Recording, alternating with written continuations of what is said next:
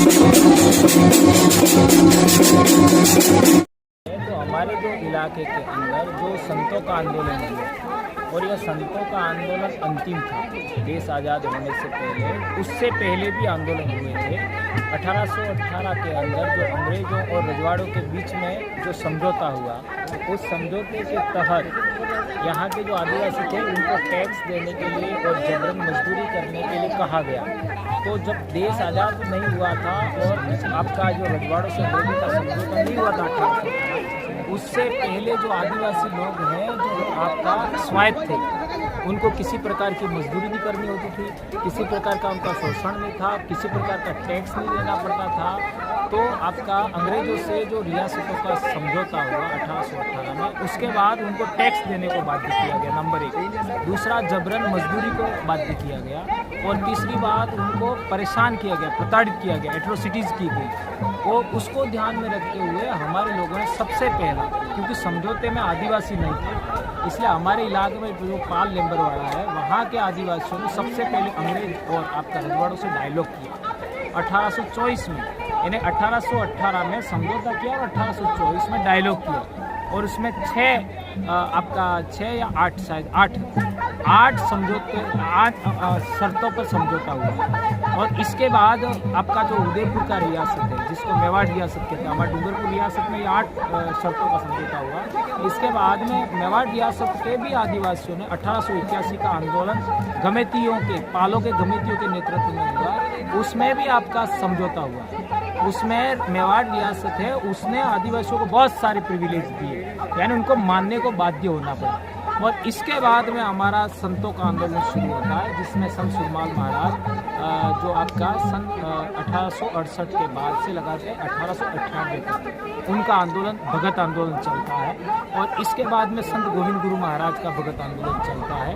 ये दोनों आंदोलनों की वजह से हमारे इलाके के अंदर आपका रियासतें और आपका अंग्रेजों ने मिल करके 3 बड़े नरसंहार किए। एक मानगढ़ का 1919 में, है ना, आप लोग जानते ही है। 1913 में आपका मानगढ़ का जो नरसंहार हुआ। इसके बाद में आपका पाल चितरिया में जो नरसंहार हुआ। और इसके बाद में भूला वालोरिया में। और इसके बाद में हमारा रास्ता पाल और आपका पूनावाड़ा की घटना का आप जानते ही हो। शिक्षा को लेकर कालीबाई कलासुआ को आपका मारा गया। इसके बाद में आपका नाना भाई खाट को मारा गया। ट्रक के पीछे घसीट करके आपका उनके शिक्षक को ले जा रहे थे।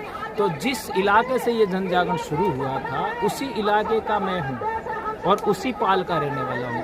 तो मेरी ड्यूटी बनती है कि मेरे पूर्वजों का जो इतिहास है, मेरे पूर्वजों का अधूरा काम है, उसको पूरा करने के लिए हम बोलें। हमने मात्र बोलना शुरू किया था 2015 में, लेकिन बोलने की वजह से धीरे धीरे जो बातें हम बोलते हैं वो कोई दूसरा बोलता नहीं। इस वजह से, बोलने की वजह से कई अलग अलग संगठन के लोग हमारे से जुड़ते गए।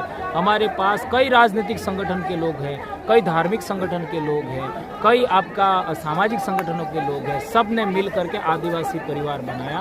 और एक बात ज्ञात रहे कि आदिवासी परिवार कोई संगठन नहीं, एक मंच है, एक बैनर है, जिस पर सभी लोग आकर के अपनी बात रख सकते हैं। हमारा धर्म से कोई मतलब नहीं है, हमारा राजनीति से कोई मतलब नहीं है। लेकिन जैसे जैसे संगठन बढ़ता गया, इन पॉलिटिकल पार्टी के लोगों ने हम लोगों को परेशान किया। हम लोग शिक्षक हैं, मेरा सब लोग कहते हैं, लेकिन हम लोगों का कभी कोई इच्छा नहीं है कि हम लोग भी चुनाव लड़ें और न कभी लड़ेंगे। ये आज इस धरती पर कह के जाना चाहते हैं। हमारा पूरा जीवन सामाजिक जन जागरण के लिए। एक देश है, इसमें आप कह रहे हैं कि अपने अधिकार हैं। क्या आप चाहते हैं कि एक देश में 2 कानून बने, अलग कानून बने? एक देश में 2 कानून, तो एक देश में ये देश किसका है? पहला तो सवाल ये पैदा होता है, ये देश किसका है? तो 5 जनवरी 2011 सुप्रीम कोर्ट का जजमेंट आया, जो कैलाश बनाम आपका नंदाबाई को लेकर के, कैलाश बनाम महाराष्ट्र सरकार, उसको पढ़ लीजिए, है ना, उसको पढ़ लीजिए। इसमें आदिवासियों को यहाँ का मूल मालिक कहा गया है, इंडिजिनस कहा गया, एबोरिजिन कहा गया, आपका क्या कहेंगे, नेटिव पीपल कहा गया है, और ओरिजिनल इनहेबिटेंट ऑफ इंडिया कहा गया है। तो देश किसका है? देश आदिवासियों का है।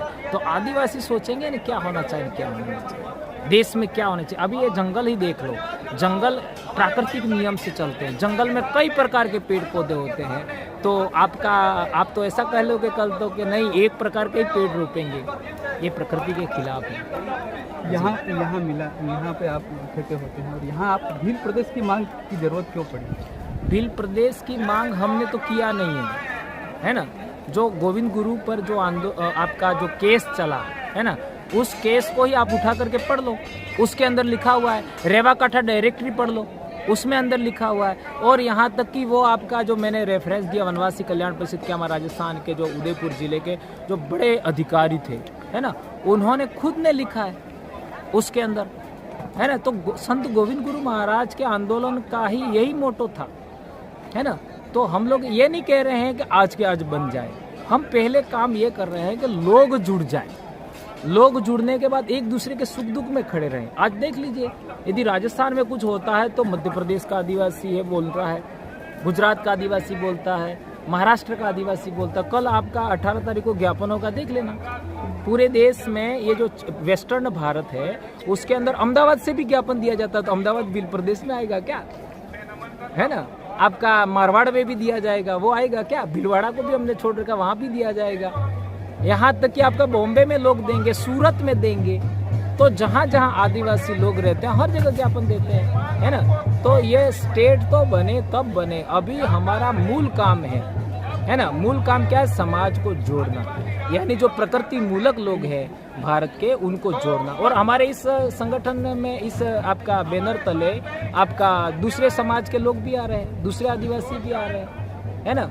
तो ये तो स्टेट तो बनेगा तब बनेगा। आज समाज एक हो रहा है, ये हमारे लिए मेरे जीवन की सबसे बड़ी बात है। दूसरा ये है कि यहाँ मानगढ़ की जो स्मारक है, तो आप राष्ट्रीय स्मारक की मांग करना चाहते हैं या आदिवासी स्मारक की मांग करते हैं? सरकार ने कहा था कि पूरे देश के अंदर आदिवासी प्रेरणा लेवे ऐसे स्थान कितने हैं, है ना। आदिवासी प्रेरणा लेवे ऐसे कितने स्थान है, तो ये तो शहीदों की भूमि है ना। तो यहाँ से आदिवासी प्रेरणा ले सकते हैं। पाताल पानी जो भील आदिवासियों का आपका टंटिया भील से जुड़ा हुआ, वहाँ से आदिवासी प्रेरणा ले सकते हैं। धाबा बावड़ी जो आपका बड़वानी में है, वहाँ से आदिवासी प्रेरणा ले सकते हैं। तो जहाँ जहाँ से आदिवासी प्रेरणा ले सकते हैं उनको आदिवासी प्रेरणा केंद्र बनाना चाहिए। सरकार कह रही है कि राष्ट्रीय स्मारक बनाने जा रहे हैं। सरकार कौन होती है? सरकार आप और हमसे मिलके बनती है।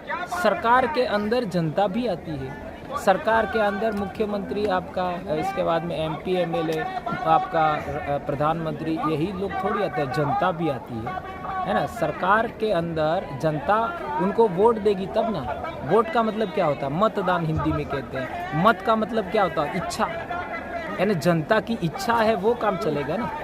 तो हम आदिवासी यहाँ के मूल रहने वाले हैं, है ना, इंडिजिनस पीपल है, वो कहे वो उनको मानना चाहिए जी। दूसरा आपने कहा कि पॉलिटिक्स को भी आपने कहा कि इस बार क्या आप अपनी पार्टी बनाने चाह रहे हैं कि आपने तीसरे विकल्प की बात कही? ये पार्टी का जो विषय है वो मेरा विषय नहीं है, पहला ये क्लियर समझो, है ना। मेरा विषय नहीं है। हम लोगों ने ये जो हमारी एक टीम बना रखी है उसमें 4 राज्य के लोग हैं, है ना। महाराष्ट्र का भी लोग हैं, गुजरात के भी लोग हैं, और आपका MP के भी लोग हैं, राजस्थान के भी लोग हैं। वो सभी लोग मिल करके इसको रजिस्ट्रेशन का कामकाज कर रहे थे, लेकिन रजिस्ट्रेशन के लिए इतना दूर से लोग आ नहीं सकते। तो इस वजह से हमारे राजस्थान के 4 जिलों के लोगों ने मिल करके तय किया और एक कमेटी बना दी। वो कमेटी इसका काम कर रही थी और ये कमेटी में ही लोग जा करके लास्ट कागज़ था आपका वो दे करके रिटर्न आ रहे थे, नहीं एक्सीडेंट हो गया। अब आज ये कंडीशन हो गई कि अब इसको कोई एक आदमी, पॉलिटिकल आदमी बोल देता है तो लोगों को ये लगेगा कि यार ये इसने क्यों कहा। इसलिए इस पॉइंट को अपन ने ये बोल दिया कि खाली उनको खुशखबरी दिया, क्योंकि वो चीज़ है हमको कल ही तो पता लगा। तो इतना बड़ा समाज है तो उसके बीच में हम लोगों को बोल देना चाहिए, हमने बोल दिया, है ना, कि भाई रजिस्ट्रेशन अपना लेटर अपने पास में जानकारी में आ चुका है ना। अब लेटर 1-2 दिन में आ जाएगा, जानकारी हमारे में हो गया कि भाई लेटर निकल गया, तो आ जाएगा जी। आज मानगढ़ से आपने नया संकल्प क्या लिया है जो आगामी साल का? मेरा तो कल बर्थडे है ना, कल मेरा जन्मदिन है। कल मैं 49 साल का पूरा हो जाऊंगा, 50वां जन्मदिवस है। मैंने आदिवासी परिवार विजन बुक लिखी है, किताब 2018 में, जून 2018 में। उस किताब में सब कुछ लिखा हुआ है कि हम क्या करेंगे, है ना। तो मेरा 1 साल अब ये जो बेरोजगारों के लिए जो काम करना था वो हो चुका है। तो अब हम लोग बहुत सारे काम, जैसे हमारे विद्यार्थी है वो उनको कोचिंग के लिए बाहर जाना पड़ता है। तो हम एक ऐसा स्कूल खड़ा करना चाहते हैं हमारे इलाके में कि हमारे बच्चों को कोचिंग के लिए जयपुर नहीं जाना पड़े, हमारे बच्चों को कोचिंग के लिए कोटा ना जाना पड़े। तो हम एक ऐसा स्कूल और कोचिंग इंस्टीट्यूट खड़ा करना चाहते हैं, नंबर 1। नंबर 2 है, हम लोग हमारे बच्चों को खेल के क्षेत्र में आगे बढ़ाने के लिए बढ़िया गेम्स का भी प्लानिंग कर रहे हैं, गेम्स एकेडमी की बात कर रहे हैं। हमारा जो ये ब्यूटी कॉन्टेस्ट की जो हमने बात किया, ऑर्गेनिक फूड की बात किया, बहुत सारे विषय वो सब उसमें लिखे हुए हैं।